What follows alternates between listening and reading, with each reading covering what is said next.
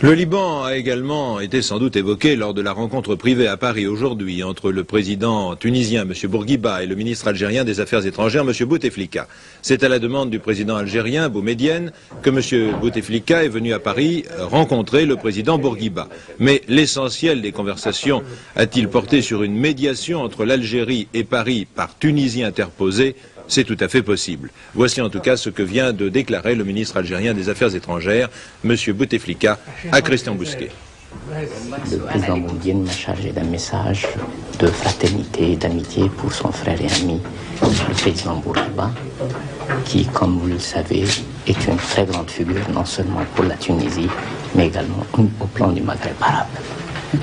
Je crois que la situation en Afrique, la situation au monde arabe, la situation au Maghreb, impliquait qu'en plus du fait que je devais m'enquérir de l'état de santé du président Bourguiba, pour lequel nous avons l'estime et l'affection que vous savez, il était bon que nous puissions échanger quelques points de vue sur ces grands problèmes.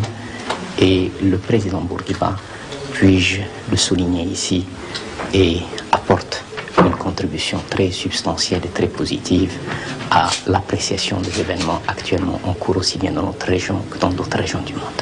Vous avez parlé de grands problèmes, que ce soit ceux du Sahara, soit de l'Afrique. Est-ce que, comment dirait qu'il en a été question, ou est-ce que la France est impliquée dans les conversations que vous avez eues avec le président Bourguiba? Vous savez, quand vous dites tel ou tel autre pays est impliqué, cela ne veut pas dire que les responsables politiques sont impliqués ou qu'ils partagent nécessairement les opinions des uns des autres.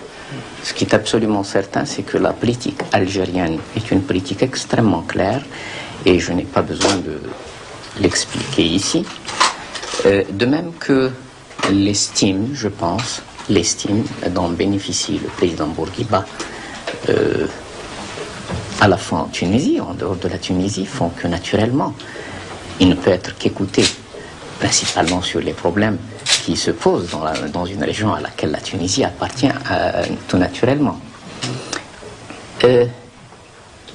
Vous posez votre question exactement comme si j'avais une plainte contre la France. Nous avons des politiques différentes. Il serait souhaitable que la France, son peuple, ses dirigeants, puissent enfin comprendre que nos intérêts ne sont pas nécessairement divergents et qu'il y a possibilité de s'entendre sur la base d'une présence politique, d'une présence économique, d'une présence culturelle, d'une présence commerciale, certainement pas sur la base d'une présence militaire. Ça nous rappelle quelques souvenirs un peu douloureux. Donc si vous aviez qualifié les relations entre la France et l'Algérie à l'heure actuelle, et en fonction de ces problèmes dont vous parlez, qu'employeriez-vous comme terme?